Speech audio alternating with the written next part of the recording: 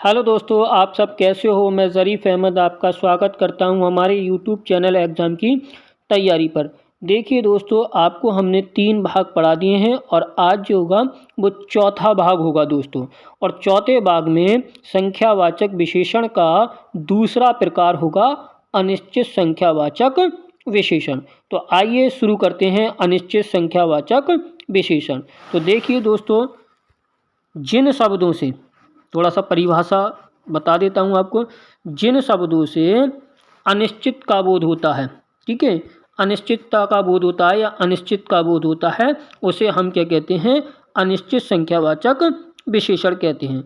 जैसे शब्द देख लेते हैं, वो कौन कौन से शब्द होते हैं जो अनिश्चितता का बोध कराते हैं दोस्तों। जैसे कुछ, सब, बहुत, कम, जरा, थोड़ा, ज़्यादा, बीसों, सैकड़ों, लाखों, करोड़ों, पचासों, दर्जनों, हज़ारों। मैंने कहा कुछ लोग खड़े हैं, तो अब उसमें ये पता नहीं लग रहा है दोस्तों कि वो कितने लोग हैं, निश्चित बोध नहीं है। कुछ ज़्यादा भी हो सकते हैं, कम भी हो सकते हैं। मैंने कहा बहुत थोड़ा दूध दीजिए, ठीक है, तो अब ये दूसरे को लाने वाले को क्या पता कितना देना है, बहुत भी ला सकता है और कम भी ला सकता है। तो ये सारे कम, जरा, थोड़ा, ज़्यादा, बीसों, हज़ारों, लाखों, ठीक है, कि लाखों लोग खड़े हैं, पता नहीं कितने लोग खड़े हैं, बस एक संख्या को देख के कह दिए कि लाखों लोग खड़े हैं। तो ये सारे शब्द अनिश्चित संख्यावाचक के अंतर्गत आते हैं दोस्तों। तो आइए इसके वाक्य देख लेते हैं। वाक्यों के उदाहरण के तौर पर इनको समझेंगे, यानी कि वाक्य में समझते हैं तो अच्छे तरीके से समझ में आएंगे दोस्तों। देखिए दोस्तों, मेरे पास हिंदी व्याकरण की मेरे पास हिंदी व्याकरण की दर्जनों पुस्तकें हैं। दर्जनों पुस्तकें हैं, पता नहीं दर्जनों कितनी है। मतलब एक दर्जन जो होता है वो 12 का होता है, लेकिन दर्जनों मतलब ये नहीं कह सकते। अगर मैं कहता मेरे पास हिंदी व्याकरण की 10 पुस्तकें हैं तो 10 में निश्चित हो जाता, ठीक है, लेकिन यहाँ पे निश्चित नहीं है, ये अनिश्चित संख्यावाचक विशेषण का वाक्य है दोस्तों। दर्जनों, तो दर्जनों आ गया जी, अनिश्चित हो गया। दूसरा वाक्य देखते हैं, बाढ़ से लाखों लोग प्रभावित हुए हैं। अब देखिए लाखों लोग, पता नहीं कितने लोग, ठीक है, मैं कहता 1 लाख बोध लोग प्रभावित हुए हैं तो वहाँ पे निश्चित बोध हो जाता है, लेकिन लाखों की कुछ नहीं पता, 2 लाख भी हो सकते हैं, 3 लाख भी हो सकते हैं और कम भी हो सकते हैं। तो देखिए नेक्स्ट वाक्य तीसरा, बच्चे बहुत सी गलतियाँ मात्राओं के प्रयोग में करते हैं। बच्चे बहुत सी गलतियाँ मात्राओं के प्रयोग में करते हैं। तो देखिए बहुत सी गलतियाँ, ये वाला जो शब्द है बहुत सी, या अनिश्चित संख्यावाचक विशेषण में आता है दोस्तों। अब देखिए चौथा, कुछ बच्चे कक्षा में शोर मचा रहे हैं। कुछ बच्चे कक्षा में शोर मचा रहे हैं, तो देखो कुछ आ गए यहाँ पर। पांचवा भाग देखिए, पिताजी कुछ पुस्तकें लाए हैं, पता नहीं कितनी लाए हैं, कुछ लाए हैं, ज़्यादा लाए हैं, कम लाए हैं, तो अनिश्चित का बोध हो रहा है यहाँ पर। कई लोग आ रहे हैं, पता नहीं कितने लोग आ रहे हैं, दूर से देखा करके कई लोग आ रहे हैं, ये तो गिनती नहीं हो पा रही है, थोड़े भी हो सकते हैं, ज़्यादा भी हो सकते हैं, ठीक है, उसने ये बोल दिया। उसे निश्चित बोध नहीं हो रहा था तो उसने कहा कई लोग आ रहे हैं, ठीक है। सातवां देखिए, बाढ़ प्रकोप में हजारों लोग बेघर हो गए। हजारों लोग हो गए, बेघर हो गए, ठीक है, तो यहाँ पर यह अनिश्चित का बोध करा रहा है दोस्तों। नेक्स्ट देखते हैं, 2-4 दिनों में घर लौट आएगा। मतलब पता नहीं कितने दिनों में लौट आएगा, लेकिन 2-4 निश्चित नहीं करें, 2 या 4, मतलब 2 भी हो सकते हैं, 4 भी हो सकते हैं, 3 भी हो सकते हैं। नमा देखिए, आज लाखों लोग कोरोना के शिकार हैं। यानी कि लाखों लोग क्या हैं, कोरोना के शिकार हैं। तो लाखों लोग, ज़्यादा सब्जी ले आना, पता नहीं ज़्यादा सब्जी ले आना, ये बोला ज़्यादा। अब वो ये भी है कि थोड़ी भी ला सकता है, कम भी ला सकता है, ज़्यादा में ये नहीं है, फिक्स नहीं करा है। अगर 2 किलो होती तो 2 किलो लेके आता, ठीक है। तो ज़्यादा, कम, ये सारे शब्द अनिश्चित का बोध कराते हैं। जरा सा नमक देना, जरा सा नमक देना, तो फिक्स नहीं है, यहाँ पर भी निश्चित बोध नहीं है, ठीक है, तो अनिश्चित बोध हो रहा है यहाँ पर, जरा सा नमक देना। तो ये सारे वाक्य किसके अंतर्गत आते हैं, अनिश्चित संख्यावाचक विशेषण के अंतर्गत आते हैं दोस्तों। नेक्स्ट आगे देखते हैं। अब देखिए ये जो विशेषण का जो प्रकार है, तीसरा प्रकार है परिमाणवाचक विशेषण। मैंने सबसे पहले गुणवाचक विशेषण पढ़ाया, फिर उसके बाद संख्यावाचक विशेषण पढ़ाया, उसके 2 प्रकार बताए, निश्चित और अनिश्चित। अब ये विशेषण का तीसरा यानी कि प्रकार है परिमाणवाचक विशेषण। मैंने इसको नंबर नहीं दिया है, ABCD दे रखा है, तो ये C प्रकार का है, यानी कि तीसरा प्रकार हो गया दोस्तों। तो अब देखिए इसको पढ़ते हैं दोस्तों।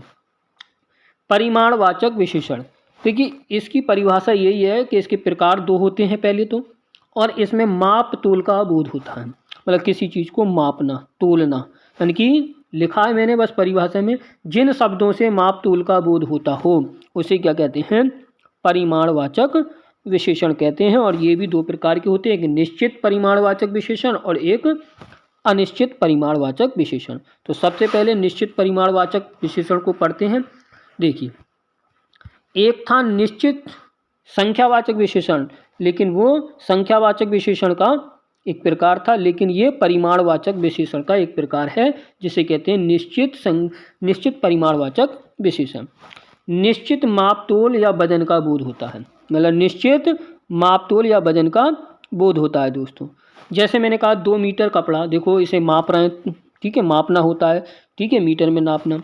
जैसे मैंने कहा 10 किलो मिठाई, तो 10 किलो मिठाई तो किलो में, वजन में यूनिट जो है इकाई है किलो है इसकी। मैंने कहा 4 मीटर रस्सी, मैंने कहा 2.5 मीटर कपड़ा, तो 2.5 आया, 4 आया, ठीक है। और उसके बाद देखो उसकी इकाई जरूर आ रही होगी, जो चीज़ लीटर में नाप रहे होंगे वो लीटर में आएगी, जो किलो में आ रहे होंगे तो किलो आ रहा होगा लिख के। मैंने कहा आधा लीटर दूध, मैंने कहा 5 लीटर दूध, मैंने कहा 2 लीटर, ठीक है, दूध, मैंने 2 लीटर दूध बोला, 2 लीटर तेल, ठीक है।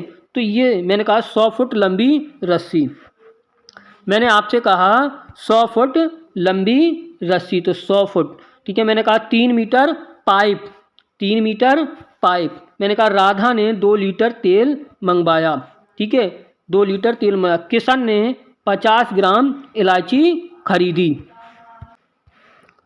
राधा ने 2 लीटर तेल मंगवाया, किशन ने 50 ग्राम इलायची खरीदी, देखिए 50 ग्राम।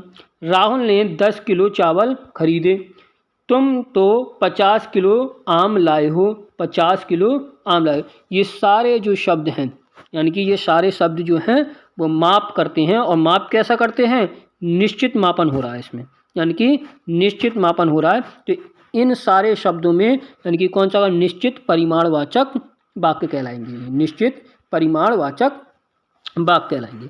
अब देखिए नेक्स्ट, 1 किलो आलू, तो देखिए निश्चित परिमाणवाचक है। अगर मैं कहता 1 आलू, ठीक है, ये 1 किलो है, लेकिन 1 किलो आलू में निश्चित परिमाणवाचक होता है, लेकिन मैं कहता 1 आलू, तो यहाँ पे आलू की संख्या बता रहा है, तो ये संख्यावाचक हो गया। और संख्यावाचक में कौन सा होगा, निश्चित संख्यावाचक है ये, और निश्चित संख्यावाचक में भी कौन सा है, तो आप जानते हैं गणना, यानी कि गणनावाचक विशेषण हो जाएगा। 16वां देखिए, उनकी गाय प्रतिदिन 5 लीटर दूध देती है, देखो प्रतिदिन कितना दूध देती है, 5 लीटर। आगे देखते हैं दोस्तों, विद्यालय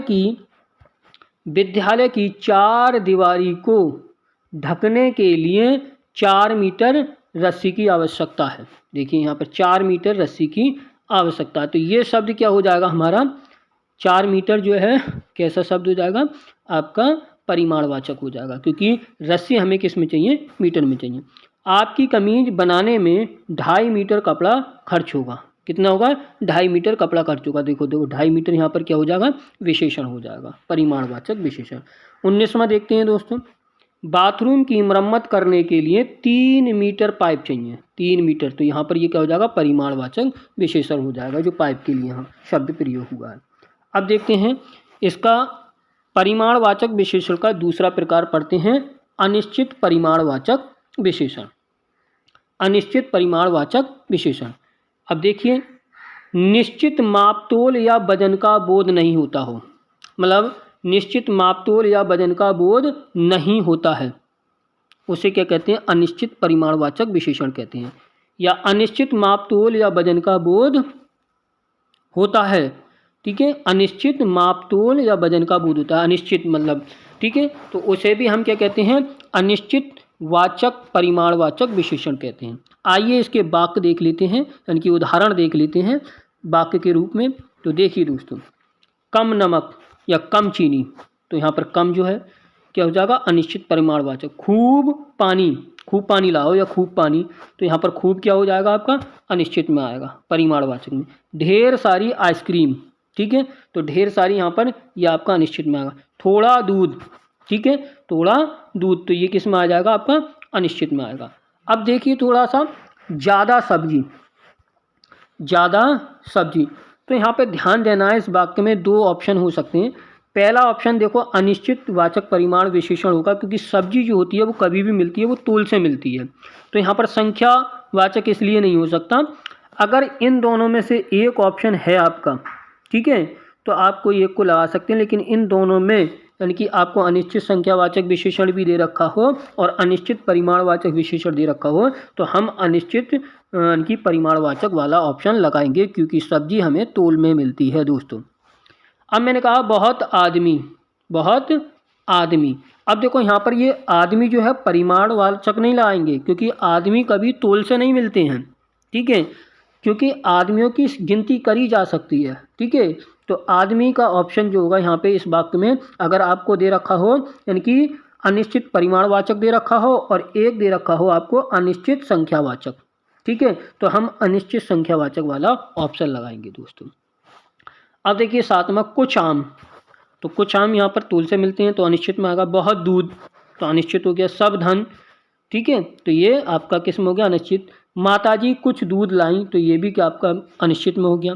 कुछ मिठाई, ठीक है, कुछ मिठाई, ये सारे वाक्य आपके अनिश्चित परिमाणवाचक के अंतर्गत आते हैं। जैसे कुछ मिठाई, शेर भर दूध, तोला भर चांदी, पूरा मजा, अधूरा लेखन, ठीक है, अधूरा लेखन। राहुल थोड़ी चीनी लेकर आया, राहुल थोड़ी चीनी लेकर आया, पता नहीं कितनी लेकर आया। पिताजी बाजार से कुछ सब्जियां लाए, देखो कुछ आ गए यहाँ पर। तो ये सारे जो शब्द हैं यानी कि ये किसको दर्शाते हैं, अनिश्चित परिमाणवाचक को दर्शाते हैं, और ये सारे वाक्य यानी कि जो उदाहरण हैं वो अनिश्चित परिमाणवाचक यानी कि विशेषण के अंतर्गत आते हैं दोस्तों। अब देखिए अगला प्रकार देखिए विशेषण का, सार्वनामिक विशेषण। क्या है, सार्वनामिक विशेषण, और इसको हम संकेतवाचक विशेषण भी कहते हैं।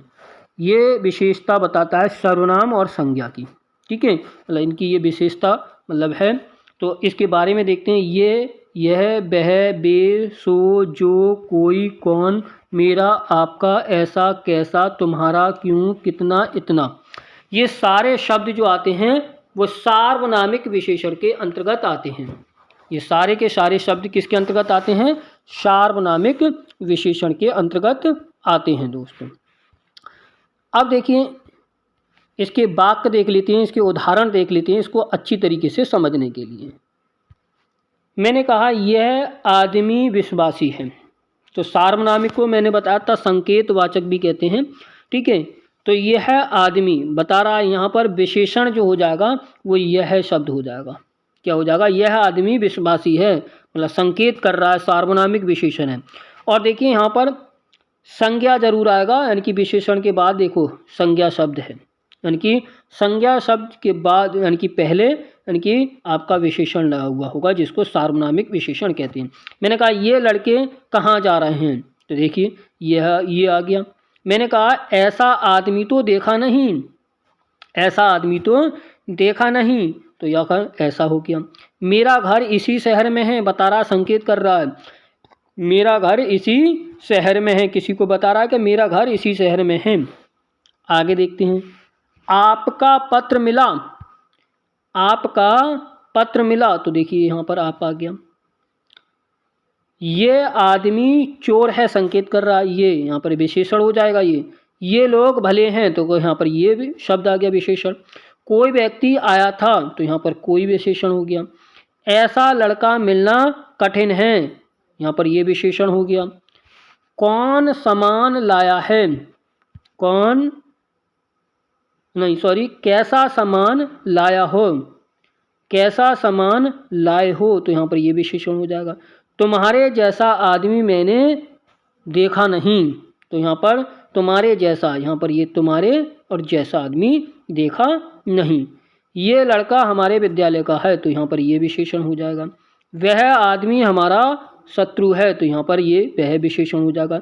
वे लोग घूमने जा रहे हैं, वे लोग घूमने जा रहे हैं, तो यहाँ पर वे विशेषण हो जाएगा।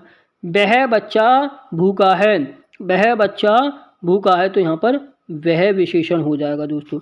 ये सारे शब्द यानी कि किसको दर्शाते हैं, सारे शब्द क्या दर्शाते हैं, ये सारे के सारे सब सार्वनामिक विशेषण हैं। क्या हैं, सार्वनामिक विशेषण हैं। और देखो यहाँ पर लिखा है, नोट कर, आदमी, घर, पत्र, लोग, बच्चा की विशेषता प्रकट करते हैं, मतलब कोई भी संज्ञा शब्द की विशेषता को बताते हैं दोस्तों। आगे देखिए, ये नई किताब है, तो देखो ये सर्वनाम है, ठीक है। ये जितने भी सर्वनाम शब्द हैं ये सार्वनामिक विशेषण के अंतर्गत आएंगे। ये राम की नई किताब है, तो देखो ये राम की नई किताब है, तो ये विशेषण हो गया। मैंने कहा उसे गोद में उठा लो, तो देखो ये उसे आ गया यहाँ पर दोस्तों। अब देखिए, उसे बच्चे को गोद में उठा लो, मैंने कहा उस बच्चे को गोद में उठा लो, तो यहाँ पर ये सार्वनामिक हो गया। मैंने कहा वह सुंदर है, तो वह सार्वनामिक हो गया। वह लड़की सुंदर है, तो वह यहाँ पर सार्वनामिक हो गया दोस्तों। आगे देखते हैं, मैंने यहाँ पर लिखा है, इसमें सबसे पहले सार्वनामिक विशेषण के बाद संज्ञा का होना ज़रूरी है। मतलब कुछ विद्वानों ने ये बोला है कि इसमें सबसे पहले सार्वनामिक विशेषण के बाद संज्ञा शब्द का होना ज़रूरी है दोस्तों। तो देखिए दोस्तों, ये हमारे विशेषण थे और इन विशेषण को मैंने आपको पढ़ा दिया है। और भी इसके टॉपिक रह गए हैं विशेषण से रिलेटेड, इसके प्रश्न भी कराएंगे विशेषण से रिलेटेड, जो भी विशेषण से यानी कि प्रश्न पूछे जाते हैं। तो आपके चारों प्रकार के विशेषण हो गए हैं और अब इससे रिलेटेड जो भी इनके शब्द होंगे उनको कराएंगे, उनको प्रश्न कराएंगे। अगर ये वीडियो आपको अच्छा लगा हो तो इस वीडियो को लाइक कीजिए और अपने मित्रों में शेयर कीजिए। थैंक यू, धन्यवाद।